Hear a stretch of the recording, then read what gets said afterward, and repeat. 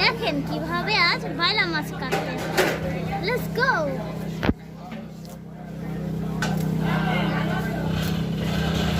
কথা বল।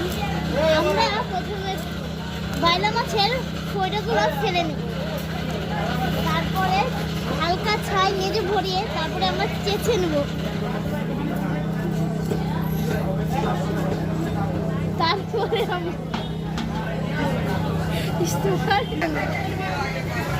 তারপর আমরা বাইলা মাছের ঠোঁট কেটে নেব, তারপরে আমরা লেজ কেটে নেব, তারপরে আমরা দুই পাশের কান হালকা করে ফেলে নেব।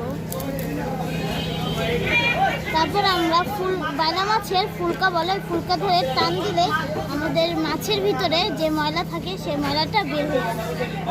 এই ফাইনাল লুক।